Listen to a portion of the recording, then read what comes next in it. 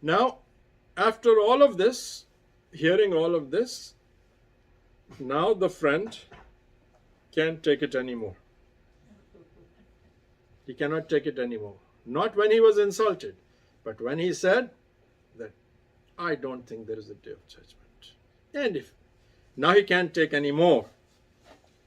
So he says, قال له صاحبه وهو يحاوره أكفرت بالذي خلقك من تراب ثم من نطفة ثم سواك رجلا.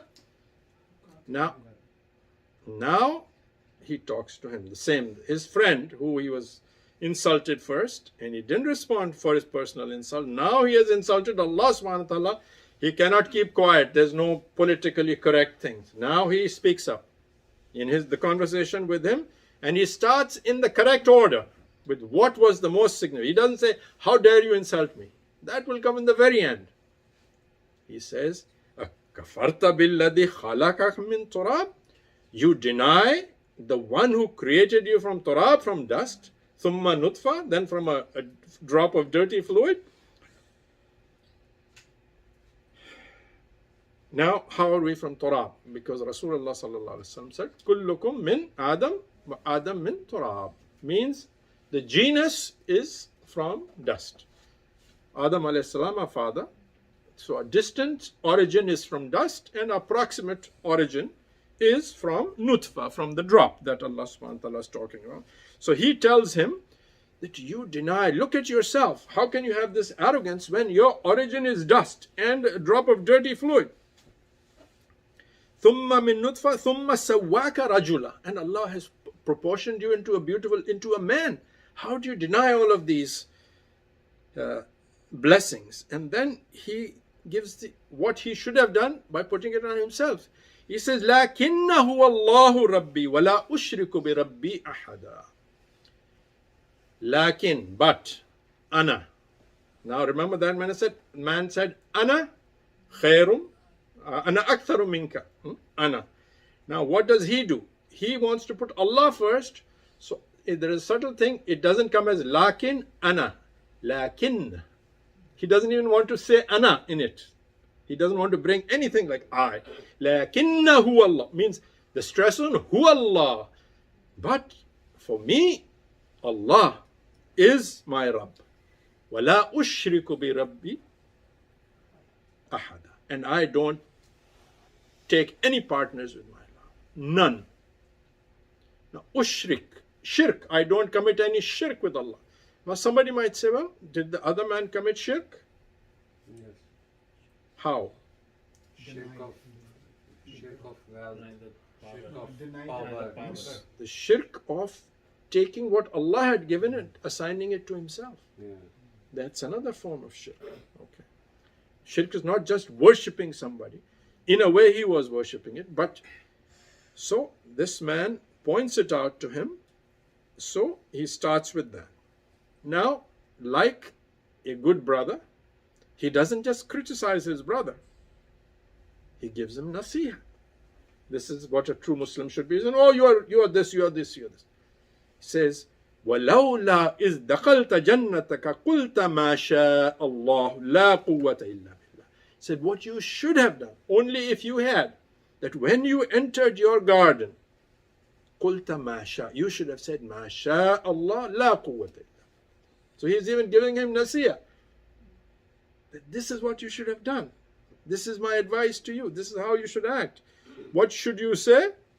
And that's for all of us. Whenever anything good happens,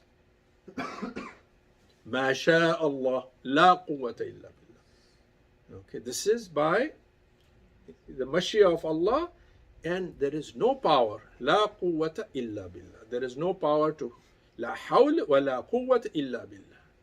All power to draw benefit, to remove harm is with Allah. We have no power to do anything.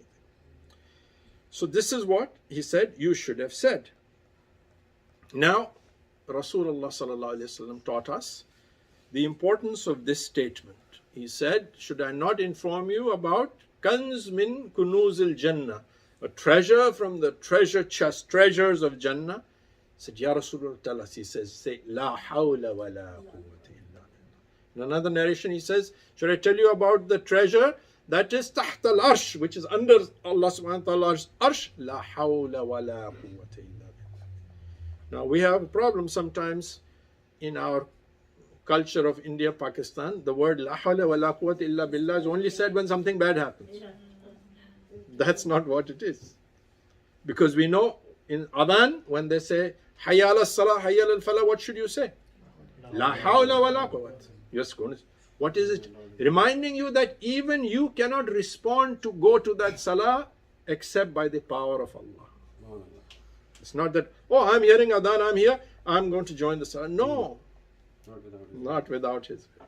So even in that, so we should always remember that and always assign everything that good happens. A child is born, a son is born.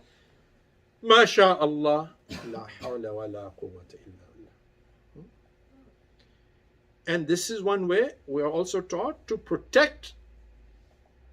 There's a narration that someone who anything good comes to him and he says, Masha Allah, la quwwata illa billah, that blessing will never be taken away until the end. The ajal is written for it where it has to end. Okay, it will never be otherwise taken away. Okay, so these are things that we should always. And when you see somebody having something good, what should you say? Because there is the issue of nadar. Sometimes it's not like you have hasad, but sometimes you should always say Masha Allah. If you see somebody with something good happen to them, whatever it is, simple things like somebody bought a new house, somebody got a new car, somebody has a new baby, whatever, we should always say Masha Allah, Barakallah. May Allah bless you in it. Barakallahu laka.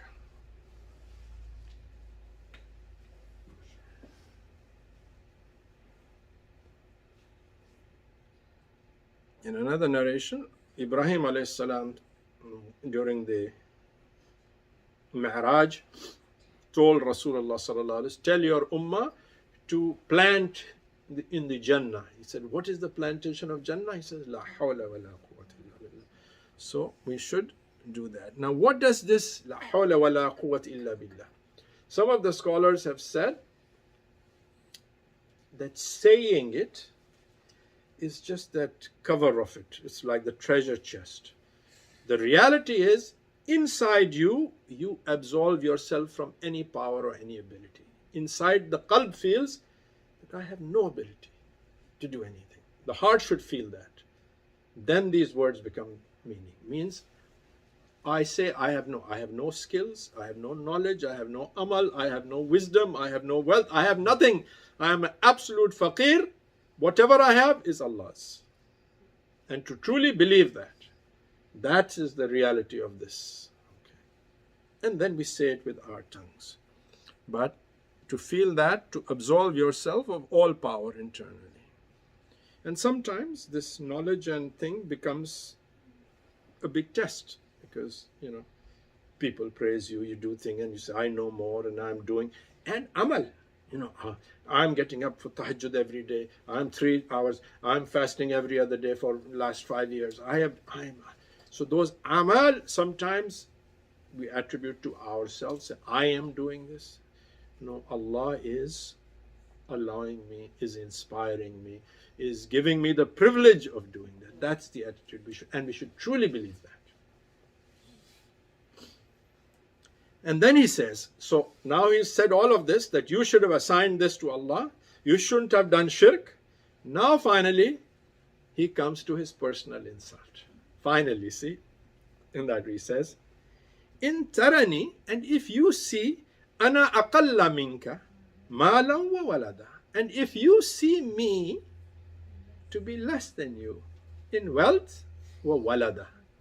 Okay, in your children, the sons, and the human resources, so this tells us that what was meant there was the human resources. He says, you say, and then he doesn't say that you have more. He says, you see me, means you think, by your estimate, you have more.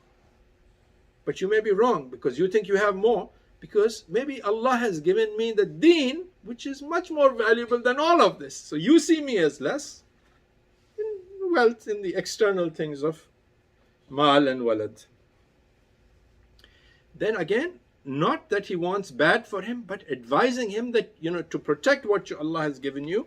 فَعَسَى رَبِّي أَن يُؤْتِيَنِي خَيْرًا مِّن جَنَّتِكَ. That perhaps I have hope. When the word asa is used, it's for positive hope. That my Lord, أَن يُؤْتِيَنِي خَيْرًا مِّن جَنَّتِكَ. That my Lord will give me something better than your gardens. Better than your gardens. What is better than your gardens? Gardens that last forever. And to remind him, because he said that أَن تَبِيدَ هَذِهِ أَبَدًا, this is never going to end. He says, وَيُرْسِلَ عَلَيْهَا حُسْبَانًا مِّنَ السَّمَاءِ فَتُصْبِحَ صَعِيدًا زَلَقًا. And it is possible that Allah may send some destructive force, a storm, that will make this garden of yours into leveled earth with nothing left on it. Completely barren waste. Now he's not wishing this, but he's telling him that this is not eternal, this is what can happen. Okay? In other words, this is not eternal. أو يصبح ماؤها غورا. Or it can be that Allah can, all the rivers that are flowing, Allah can make them sink so deep into غور, into the depth of the earth. أو يصبح ماؤها غورا فلن تستطيع له طلبا. That no matter how much you want it, how much you try, you will never be able to get water out of this land. In other words, it's all going to become dry and waste. So he says that, don't be fooled by the fact that everything is going good. It can disappear. You should be in a state of gratitude. And again, this is for us, not just for him. Now remember how many ayats Allah subhanahu wa ta'ala described that garden in detail, right? That we gave him 2 gardens. There was dates in it, and there was outside was this, and there was a river in it, and there were other crops in it, and this is how all of those details. Now Allah subhanahu wa ta'ala says in 2 words, وَأُحِيطَ بِثَمَرِهِ. And his gardens, his wealth, his produce was enveloped. That's all he says. The destruction in 2 words. No details necessary.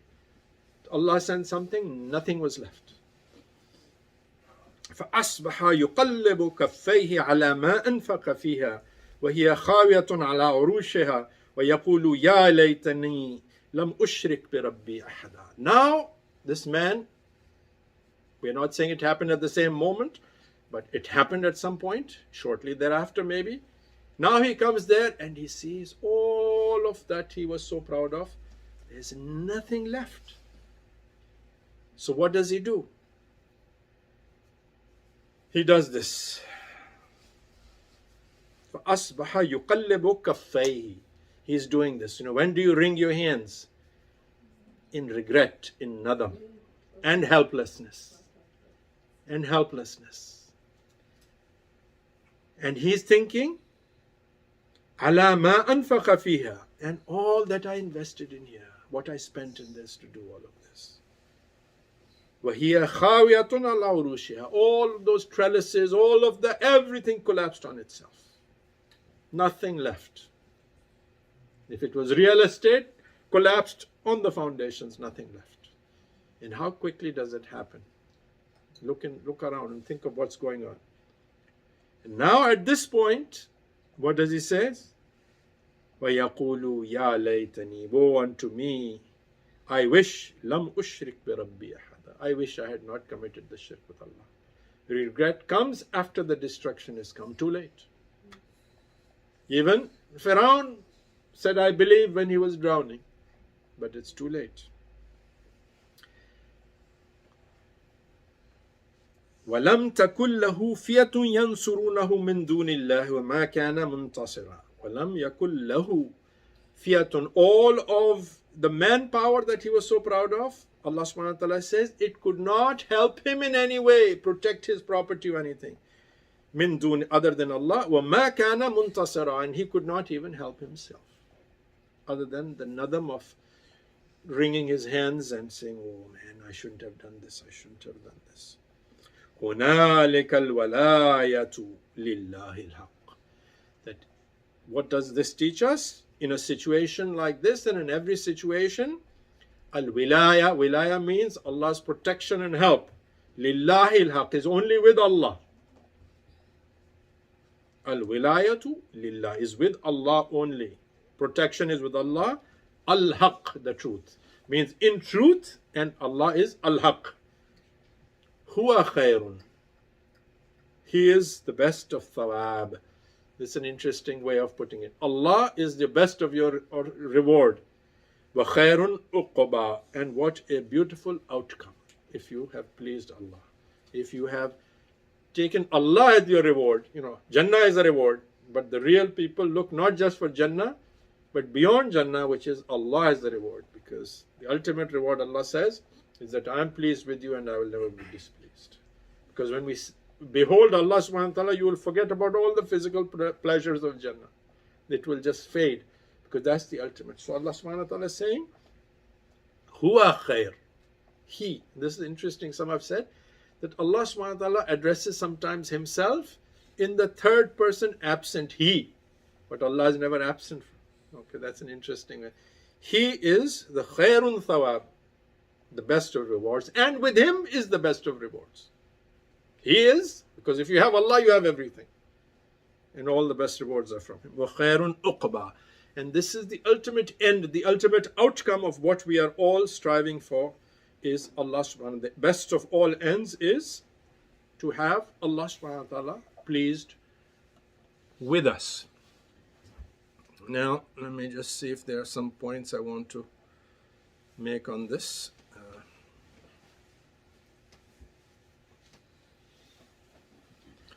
Again, so he reminds him of Tawheed, he reminds him of the transient nature of this dunya, that everything can change and turn upside down in a second. There are many examples of this. Last February, people were living in mansions and multi-buildings. You just take the example of Ukraine. Now what is left? Look at the people when the stock market was soaring. Look where it went. People jumping off a building. Ends like this. So anything can change. This dunya is very transient. This we have to know. But what is eternal is with Allah, and that's what we should invest in.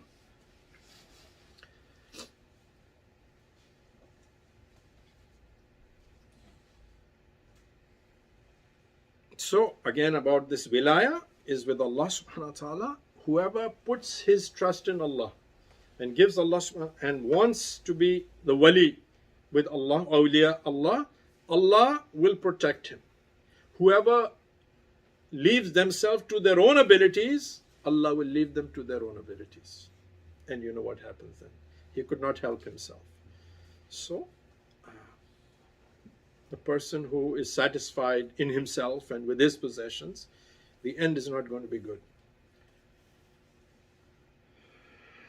So, one ishara from this is, one of our scholars, Ibn Ata'illah, has said to us from this, here we have a story of a man with all the bad characteristics that are considered very blameworthy, as opposed to the first story where the people were of iman, of taqwa, of tawakkul, and all of those, sacrificing. Here this man was more about himself and forgetting about Allah and arrogance and all of that.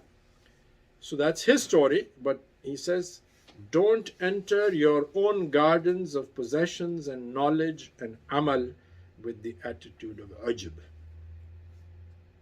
What does that mean? We can also have our own gardens, not the physical gardens. That I have a garden of knowledge, ilm I have, Allah. Oh, I have ilm. I am learning. I know more than you. That, akthara minka. Or amal. I am doing all of these good things, so I am special. That ujb. He said, don't have that attitude because of your knowledge and your practice. Refer all success and all of your possessions to Allah as the one with all power and control. And see the minnah, the gift, the blessings of Allah in every success in your life. Anything good that happens, it's from Allah subhanahu wa ta'ala. Always. First thing, Allah. In the heart, and then by sajda of shukr. in the heart, then by giving charity to show gratitude to Allah subhanahu wa ta'ala. So every blessing, every success, every good in you, if somebody praises you for something, immediately remind yourself internally. You can say it externally to remind the other, but internally, that if you are making progress in our deen, that should be attributed to Allah subhanahu wa ta'ala. It's not like that, oh, I'm learning and I'm working and I'm doing this. Nothing. It's all from Allah subhanahu wa ta'ala. And we should show contentment to Allah subhanahu wa ta'ala whenever something good happens. We say Hasbunallah. When challenged, Hasbunallah means Allah is sufficient for me. When we have something good, we say Allah is sufficient for me, but then we all want more from Allah. So then we say Sayyu'tina Allahu min fadlihi wa rasuluh. This is the ayah of the Qur'an. And soon Allah will give me more from His fadl and from Rasulullah's fadl. Inna ilayhi raghibun. And indeed I turn to Allah in hope. That even then it's not what Allah gives me, but I turn to Allah in hope. So that is the end of this second story, which is the story of the man with the two gardens and the diseases of the heart and external expression of those diseases and the delusion, the deception of the zinatul hayatid dunya when we are given. Never think that this is because Allah is pleased with me. This is a test only from Allah subhanahu wa ta'ala. If I am moving in matters of deen, which is good, it is also from the fadl of Allah subhanahu wa ta'ala, tawfiq from Him. Always attribute internally, especially in our hearts. Don't let that, because if it starts developing in the heart, then it will start to show externally. So we ask Allah subhanahu wa ta'ala to give us, remind us if we are forgetful, that everything comes from Him, la hawla wa la quwwata illa billah, and that we are just helpless, we are fuqara, we absolve ourselves of any good, that Ya Allah, I am this and I am this, or I have this, or I'm intelligent, or I'm muttaqi, or I am always in dhikr of you. None of that. Everything that is good is from Allah subhanahu wa ta'ala. Everything that's not so good is because of the weakness of my nafs, which I have not fixed yet, and only Allah will help me fix that too. So may Allah subhanahu wa ta'ala help us to internalize these important life lessons, because this is very, very important, and to cleanse us from all of these amrad al-qulub, these diseases of the heart, of ujb and kibr and hasad and all of those things, and ghurur, delusion. Ameen. سبحانك اللهم وبحمدك نشهد أن لا إله إلا أنت نستغفرك ونتوب إليك.